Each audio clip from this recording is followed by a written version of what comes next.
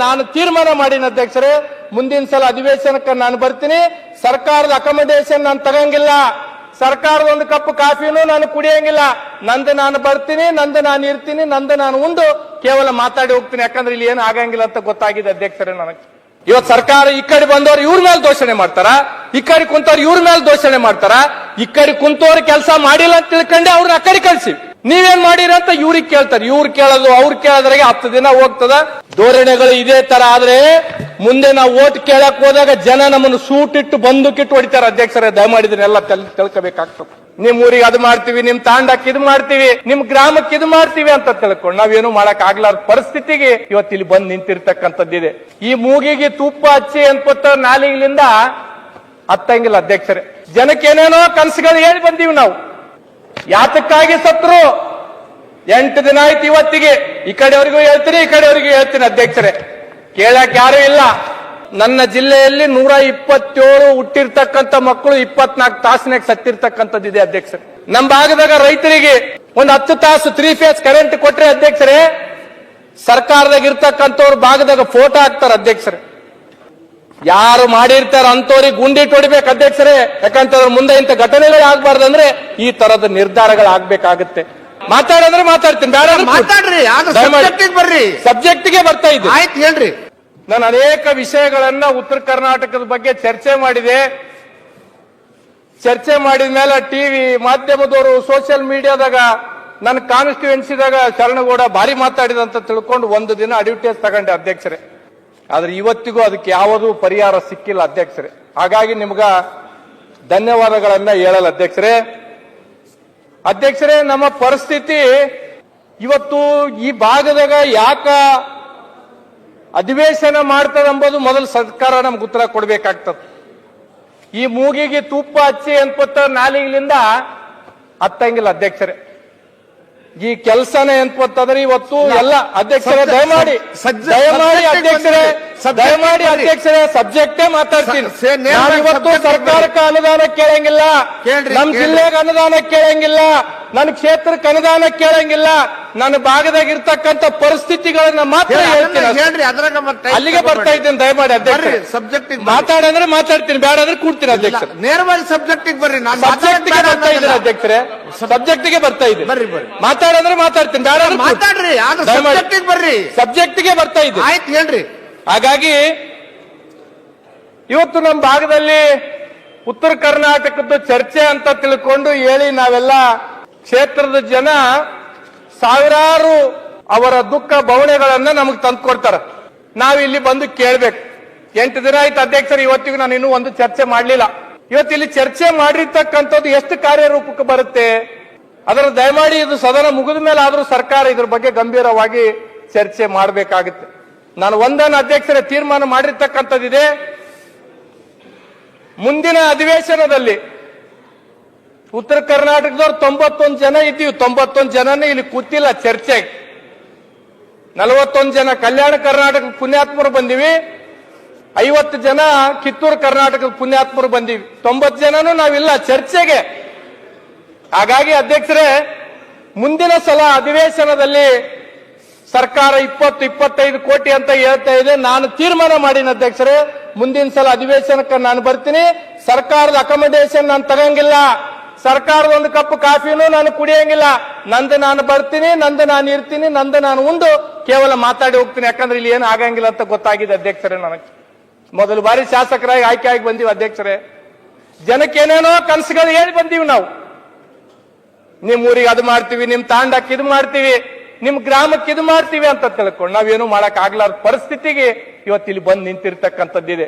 ನಾನು ಇವತ್ತು ನನ್ನ ಭಾಷಣ ಮುಗಿಯವರೆಗೂ ಅಧ್ಯಕ್ಷರೇ ನಾನು ಯಾವ್ದು ಅನುದಾನ ಕೇಳಂಗಿಲ್ಲ, ನನಗಿದು ಕೊಡ ಅಂತ ನಾನು ಕೇಳಂಗಿಲ್ಲ. ವಾಸ್ತವಾಂಶಗಳನ್ನ ಮಾತ್ರ ಕೆಲವು ವಿಚಾರಗಳನ್ನ ಹೇಳ್ತೀನಿ. ಅದಕ್ಕೆ ಹೇಳಿದ್ದು ಇವತ್ತು ಮಾತಾಡಿದ್ದು ಟಿವಿ ಪೇಪರ್ದಲ್ಲಿ ಹೇಳ್ತಾರ, ಕ್ಷೇತ್ರದಾಗ ಸ್ಟೇಟಸ್ ಇಡ್ತಾರ, ನನ್ನ ಓ ಅಂತ ತಿಳ್ಕೊಂಡು ಇವತ್ತೊಂದೇ ದಿನ ಹೀರೋ ಆಗ್ತೀನಿ ನಾನು ಅಷ್ಟೇ. ಮತ್ತು 1 ವರ್ಷ ಆದ್ಮೇಲೆ ಇವತ್ತು ಬೆಳಿಗ್ಗೆ ಬರುವಾಗ ಏರ್ಪೋರ್ಟ್ನಾಗ ಒಬ್ಬ IAS ಅಧಿಕಾರಿ ಹೆಸರು ಹೇಳದ್ ಬೇಡ ಅಧ್ಯಕ್ಷರೇ.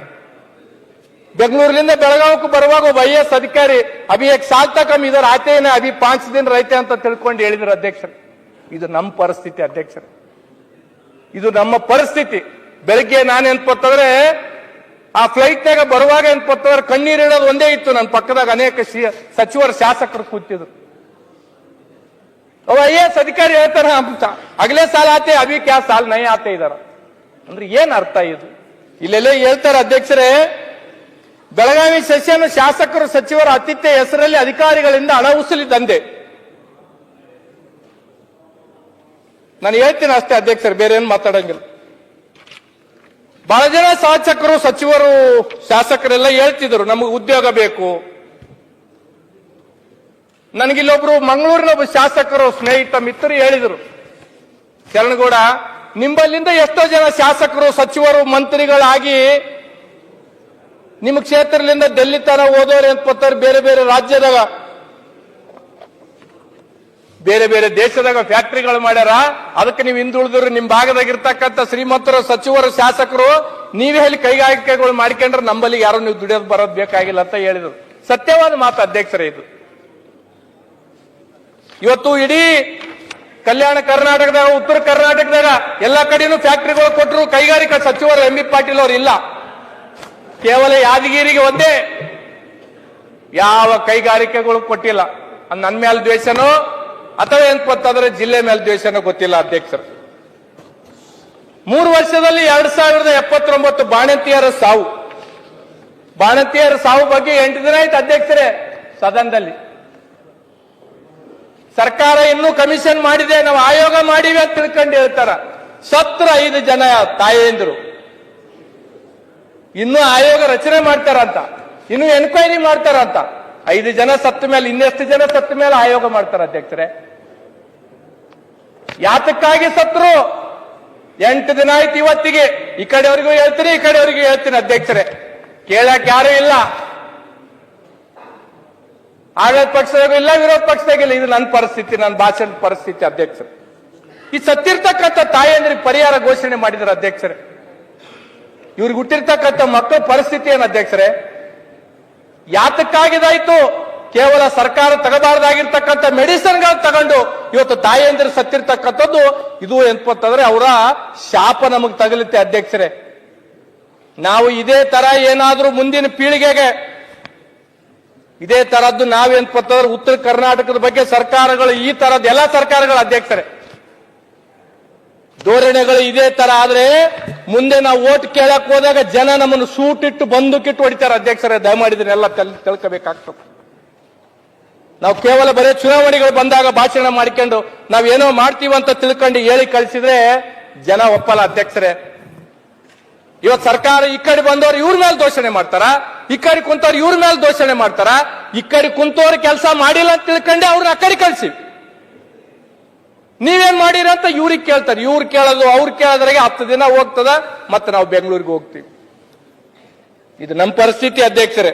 ಹಾಗಾಗಿ ಅಧ್ಯಕ್ಷರೇ ನಾನು ಒಂದನ್ನ ಹೇಳ್ಬೇಕಾಗ್ತದೆ ಅಧ್ಯಕ್ಷರೇ. ಮಾನ್ಯ JT ಪಾಟೀಲ್ ಕಾಕೋರಿಲ್ಲ, ಅವರ ಕ್ಷೇತ್ರದಲ್ಲಿ ಆಲ್ಮಟ್ಟಿ ಡ್ಯಾಮ್ ಹೆಚ್ಚಿಗೆ ಹಾಕಿದೆ. ರೈತರು ಅಂತಂದ್ರೆ ಬೀದಿ ಮೇಲೆ ಕೂತಿದ್ದಾರೆ, ಅವ್ರಿಗೆ ಪರಿಹಾರ ಕೊಡ್ಬೇಕಂತ ತಿಳ್ಕೊಂಡು ಇವತ್ತು ಸಬ್ಜೆಕ್ಟ್ ಐತೆ ನೋಡ್ರಿ. ನನ್ನ ವಿಷಯನ ಹೇಳ್ಬೇಕಲ್ಲ ಅಧ್ಯಕ್ಷರೇ. ನಾನು ಅದಕ್ಕೆ ಹೇಳಿದ್ದು ಜಿಲ್ಲೆದು ಏನು ಕೇಳಲ್ಲ, ಬೇರೆ ಯಾವುದು ಏನು ಕೇಳಂಗಿಲ್ಲ. ಕಲ್ಯಾಣ ಕರ್ನಾಟಕದಲ್ಲಿ ಸಚಿವ ಸಂಪುಟ ಆಯ್ತು ಅಧ್ಯಕ್ಷರೇ. ಕಲಬುರಗಿ ಸಚಿವ ಸಂಪುಟ ಆಗಿರ್ತಕ್ಕಂಥ ಇನ್ನು ಯಾವುದೋ ನಿರ್ಣಯಗಳಾಗಿಲ್ಲ. ಅದಾಗತ್ತಾ ಇಲ್ಲ ನನಗೇನು ವಿಶ್ವಾಸ ಇಲ್ಲ ಅಧ್ಯಕ್ಷರೇ. ಅಧ್ಯಕ್ಷರೇ ಒಂದನ್ನ ನಾನು 127 ನನ್ನ ಜಿಲ್ಲೆಯಲ್ಲಿ 127 ಹುಟ್ಟಿರ್ತಕ್ಕಂಥ ಮಕ್ಕಳು 24 ತಾಸಿನಾಗ ಸತ್ತಿರ್ತಕ್ಕಂಥದ್ದಿದೆ ಅಧ್ಯಕ್ಷರೇ.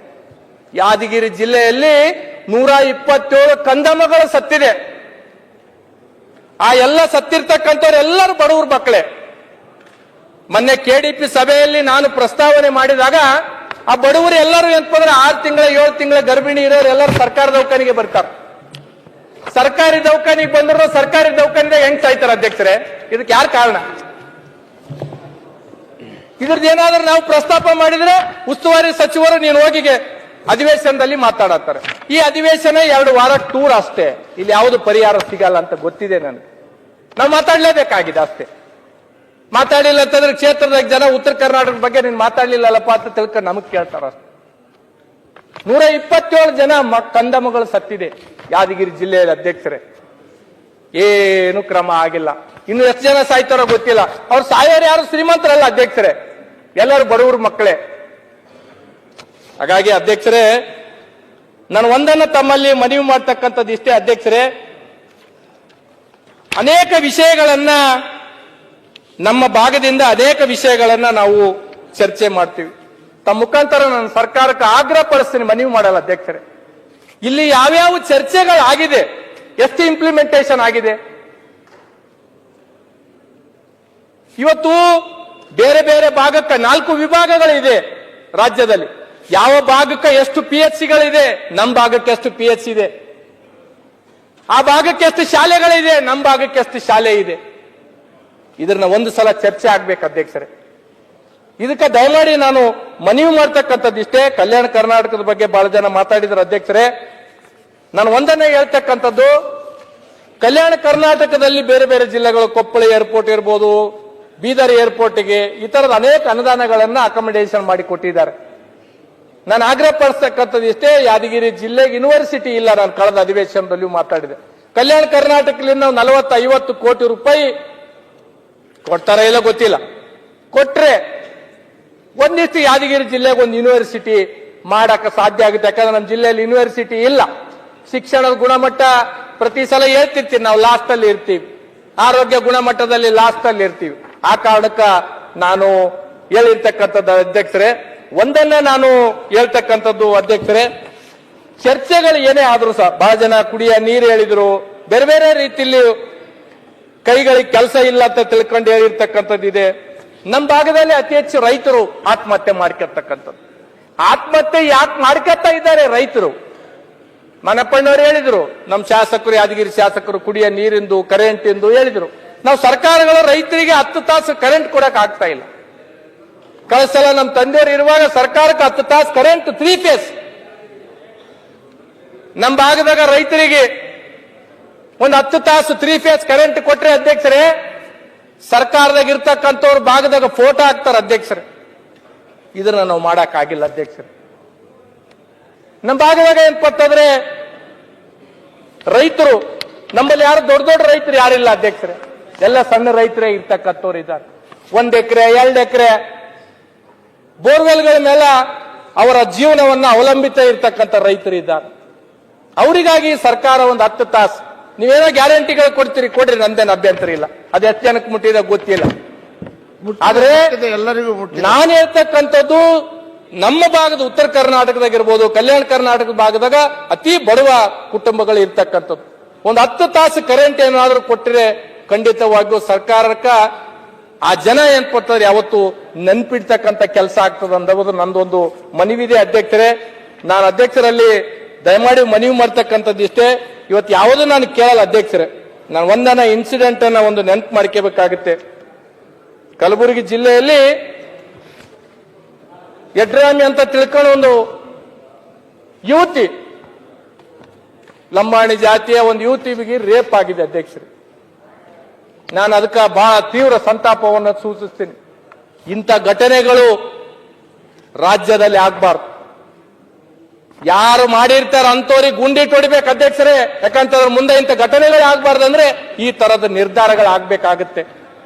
ದಯಮಾಡಿ ನಾನು ಯಾವ ತರದ್ದು ಮನವಿಗಳನ್ನ ಮಾಡಲ್ಲ. ನಾನು ಈ ಒಂದು ಭಾಷಣ ಕೇವಲ ಆಗ್ರಹಕ್ಕೆ ಮಾಡ್ತೀನಿ. ಯಾವ ಅನುದಾನ ಮತ್ತೊಂದು ಮಗದೊಂದು ಕೊಡಲ್ಲ ಅಧ್ಯಕ್ಷರೇ. ಕಲಬುರಗಿ ಜಿಲ್ಲೆಯಲ್ಲಿ ಅಧ್ಯಕ್ಷರೇ ಗುಂಡಿಟ್ಟು ಹೊಡಿತೇವೆ. ಆಯ್ತು ಬಿಡೋಣ, ಆಮೇಲೆ ಮಾತಾಡಿ ಅಣ್ಣ. ನೀವು ಏನೋ ಯುವಕರು ಒಂದ್ಸಲ ಮೊದಲನೇ ಸಲ ಮಾತಾಡ್ತಾ ಇದ್ದಾರೆ. ಕಡತದಿಂದ ತೆಗೀರಿ. ನಾವು ಮಾತಾಡಿದೆಲ್ಲ ತೆಗಿಸಿ ಮಾತಾಡಬಾರ್ದು.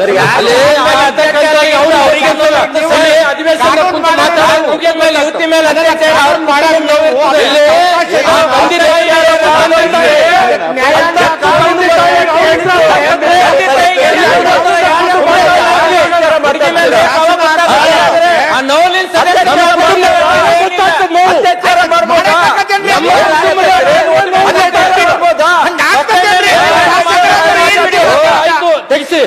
ಅದು ಶಾಸಕರು ಮಾತಾಡೋದ ಅಂತ ನಮ್ಮ ಕುಟುಂಬವಾಗಿದೆ. ಅದ ಕ್ರಮ ಮಾಡಿದೆ. ಅದೇ ಇಂದು ಯಾರ್ನೇನು ಬಿಟ್ಟಿಲ್ಲ. ಶಾಸಕರೇ ನನ್ನ ಕುಟುಂಬದಾಗ ಆ ಆಗಿದ್ರೆ ವಿಷಯದ ಕುರಿತು ಯಾರನ್ನೇನು ಬಿಟ್ಟಿಲ್ಲ, ಕಾನೂನು ಕ್ರಮ ತೆಗೆದುಕೊಂಡಿದ್ದಾರೆ, ಸುಮ್ನೆ ಮಾಡಿದರೆ ಕೊಡ್ತೀರಿ. ಜೈಲಿಗೆ ಹಾಕಿದ್ದಾರೆ, ಅದು ಕ್ರಮ ಆಗಿದೆ. ಅದು ನೀವು ಹೇಳ್ತಾ ನಮ್ಮ ಇದ್ದೀರಿ. ಅಧ್ಯಕ್ಷ ನಮ್ಮ ನೋವು ಅರ್ಥ ಮಾಡಿಲ್ಲ. ಕಾನೂನು ಅದು ಮಾಡಕ್ಕಾಗಲ್ಲ.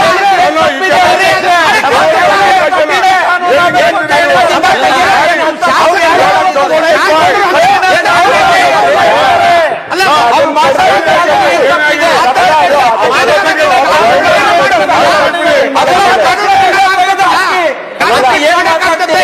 ಕಾನೂನು ಒಪ್ಕೊಂಡಿದೀವಿ ನಾವು. ಅದೆಲ್ಲ ಹೆಂಗ್ ಬೇಕು ಅಂತ ಹೇಳಿದ್ರೆ ನಾವು ಶಾಸಕರಾದವರು. ಸರಿಯಲ್ಲ ಅದು. ಸರಿಯಲ್ಲ. ಅದನ್ನ ಕಡತದಿಂದ ತೆಗಿಲಿಕ್ಕೆ ಹೇಳಿದ್ದೀನಿ. ಸಭಾಧ್ಯಕ್ಷರೇ 14 ವರ್ಷದ ಹುಡುಗಿ ಮೇಲೆ ರೇಪ್ ಆಗ್ತದ ಆಯ್ತ್ರಿ, ಕಾನೂನು ಪ್ರಕಾರ ಕ್ರಮ ತಗೊಂಡಿದ್ದಾರೆ. ಹೋರಾಟ ಮಾಡಿದ್ರೆ ಅದು ಯಾರು ಹೋರಾಟ ಮಾಡಿದ್ದಾರೆ. ಸರ್ಕಾರ ಏನ್ ಮಾಡಬೇಕು ಮಾಡಿದೆ. ಆಯ್ತು ಅಧ್ಯಕ್ಷರೇ ಮಾಡಿ ಆಯ್ತು, ಸಂತೋಷ. ಮಾಡಿದ್ದಾರೆ. ಸಂತೋಷ ಅಧ್ಯಕ್ಷರೇ ಮಾಡಿದ್ರೆ ಸಂತೋಷ. ಸರ್ ಸರ್ ಆಮೇಲೆ ಆಮೇಲೆ ಓಕೆ, ಓಕೆ. ಅಲ್ಲ, ನಾನು ಹದಿನೈದು ಸರ್ ಉತ್ತರ ಆಮೇಲೆ ಕೊಡಿ ಸರ್.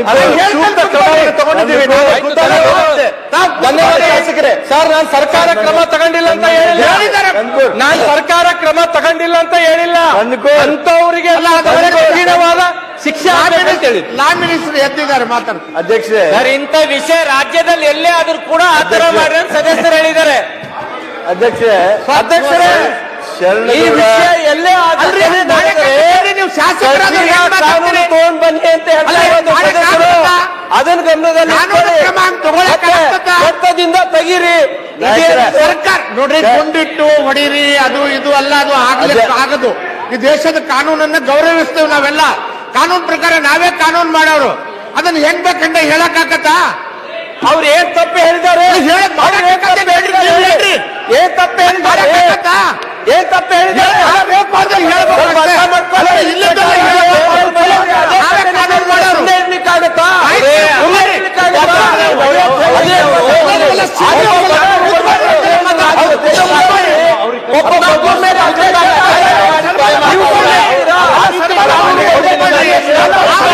ಮಾತಾಡಬಾರದು. ಕಾನೂನು ಕ್ರಮ ತಗೊಳ್ಳಿಲ್ಲ, ಕಾನೂನು ಕ್ರಮ ಎತ್ತಿದ್ದಾರೆ. ದಯವಿಟ್ಟು ಕುತ್ಕೊಳ್ರಿ. ಅಧ್ಯಕ್ಷರೇ, ಮಾನ್ಯ ಕಂದಕೂರ್ ಅವರು ಬಹಳ ಚೆನ್ನಾಗಿ ಮಾತನಾಡ್ತಾ ಇದ್ದಾರೆ.